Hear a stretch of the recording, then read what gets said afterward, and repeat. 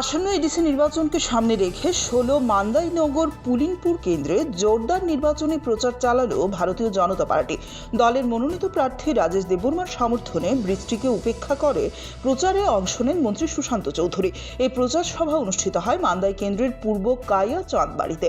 অনুষ্ঠানে উপস্থিত ছিলেন পশ্চিম ত্রিপুরা জেলা পরিষদের ভারপ্রাপ্ত সভাধিপতি বিশ্বজিৎ শীল সহ অন্যান্য নেতৃবৃন্দ। সভায় বক্তব্য রাখতে গিয়ে মন্ত্রী সুশান্ত চৌধুরী বলেন, আইপিএফটি, টিজিএস, আইএনপিটি সহ একাধিক আঞ্চলিক দল রাজ্যে থাকলেও তারা এডিসির প্রত্যাশিত উন্নয়ন করতে পারেনি। তিনি দাবি করেন, ত্রিপ্রাসাদের সামগ্রিক উন্নয়নের জন্য কেন্দ্র, রাজ্য ও এডিসিতে একই দলের সরকার থাকা প্রয়োজন। এদিন তিনি বিজেপি প্রার্থী রাজেশ দেববর্মার পক্ষে ভোট দেওয়ার আহ্বান জানান এবং উন্নয়নের ধারাকে এগিয়ে নিয়ে যাওয়ার বার্তা দেন। যিনি প্রার্থী রাজেশ দেববর্মা, বিজেপি কে ভোট চাই। কেমন?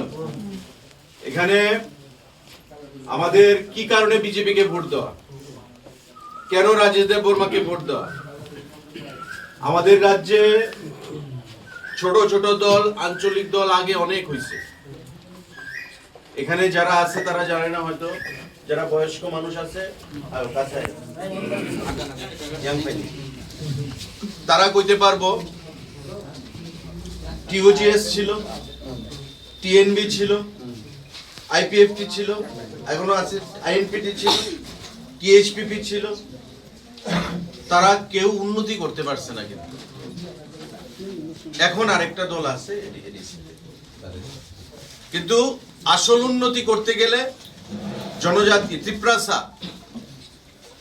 ত্রিপ্রাসাদের উন্নতি করতে গেলে আমাদের সেন্ট্রালে, রাজ্যে এবং এডিসিতে এক সরকার থাকতে লাগবে।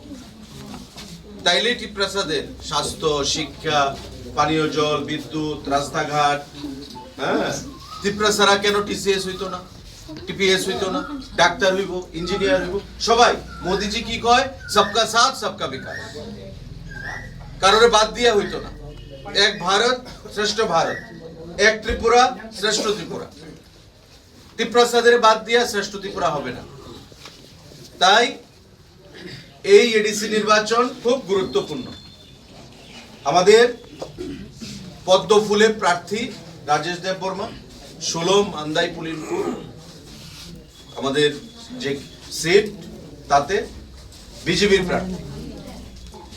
সিপিআইএম ত্রিপ্রাসাদের দীর্ঘদিন ভোট ব্যাংক হিসেবে ব্যবহার করছে, শুধু ইউজ এন্ড থ্রো। সিপিআইএম কে ভোট না। আর যারা আরেকটা পার্টি, আঞ্চলিক দল ত্রিপুরা মথা, তারা 5 বছর তো আপনারা দিছেন, 5 বছর তো আপনারা দিছেন, দেখছেন। এবার বিজেপি রে দেন, এবার বিজেপি রে দেন পদ্মবুমান। এটাই আমাদের আপিল থাকবো সবার কাছে।